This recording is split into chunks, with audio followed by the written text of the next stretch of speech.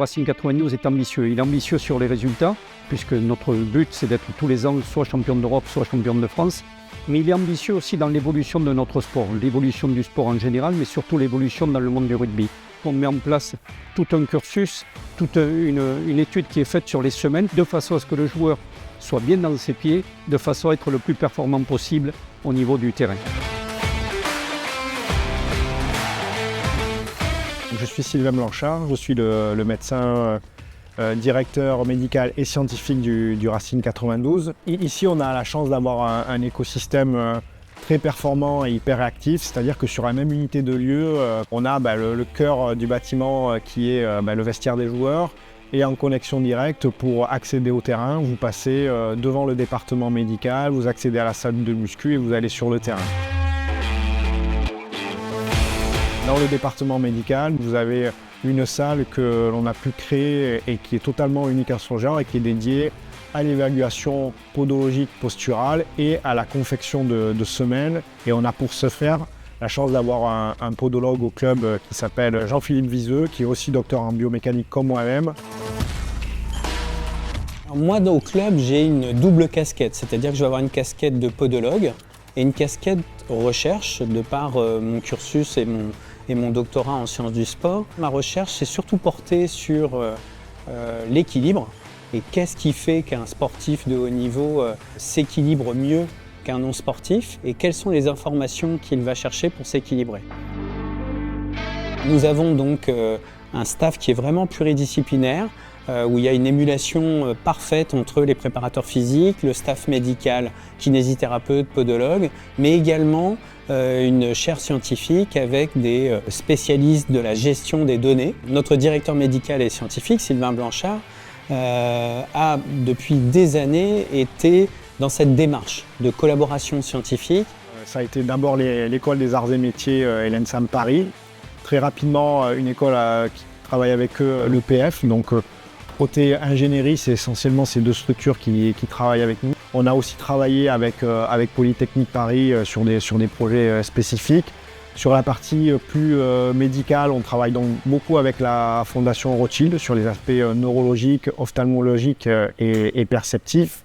On ne s'interdit rien et on essaie de travailler avec des gens surtout qui ont la même philosophie que nous. Mais à un moment donné, les hommes ne peuvent rien faire sans des outils, donc on a besoin d'une caisse à outils performante, élaborée. On a besoin de fabricants d'outils qui comprennent quels sont nos besoins, nos problématiques, et c'est grâce au soutien et à la rencontre qu'on a fait avec SIDAS Podiatech qu'on a pu mettre en place l'ensemble de cet atelier qui aujourd'hui est vraiment au cœur de notre projet de prévention et de performance.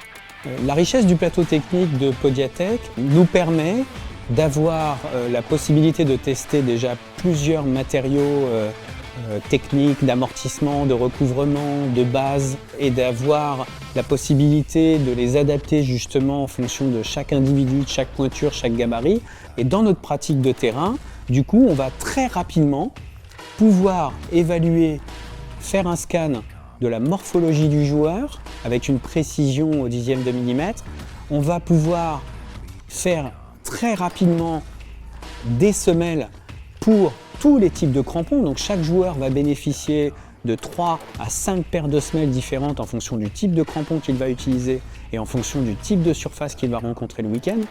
Et on va pouvoir l'adapter tout de suite, c'est-à-dire qu'en l'espace de 1 heure, 1 heure et demie, on va pouvoir déjà proposer quelque chose aux joueurs et pouvoir le tester sur le terrain. Et on fait même du boot fitting, c'est-à-dire qu'on va, en s'inspirant de ce qui se fait notamment dans le ski, jusqu'à retoucher, remanier, remodeler les chaussures pour qu'elles matchent le mieux avec l'anatomie et les spécificités dynamiques du sujet. Chaque sportif est unique. Donc notre grande ambition, c'est d'avoir des indicateurs fiables qui nous permettent d'individualiser nos traitements et d'optimiser leur performance. Qui dit optimisation de la performance dit obligatoirement derrière une prévention de blessures. Puisque si on optimise leur performance, c'est qu'on fait en sorte qu'ils soient dans une capacité très naturelle, ils vont obligatoirement moins se blesser. Alors nous avons du coup envisagé l'intelligence artificielle également. Depuis plusieurs années, on discute souvent de l'intérêt de cette intelligence artificielle pour pouvoir prévenir la blessure. Et on va aussi maintenant développer de plus en plus des outils prédictifs qui nous permettent d'évaluer un niveau de risque et non pas de prévenir de façon très manichéenne si le joueur va se blesser ou non, mais d'essayer de comprendre s'il rentre dans une zone un petit peu de danger. Et donc on pense que offrir un plateau technique tel que celui de Podiatec dans un club de haut niveau va permettre de développer cette image de la podologie, c'est-à-dire une podologie qui peut agir en prévention. La semelle, elle est là pour prévenir des surcharges mécaniques, pour prévenir des parasites au niveau des informations podales et au niveau de la biomécanique de chaque joueur. Donc on pense et on croit que la podologie peut être préventive et peut être naturellement intégrée dans un staff sportif de haut niveau.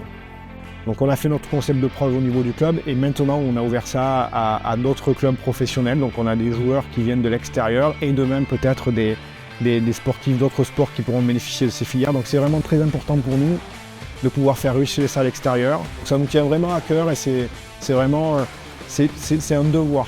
C'est-à-dire que quand on a la chance de travailler dans un club comme ça, on se doit de faire ressortir les choses et pour le plus grand nombre.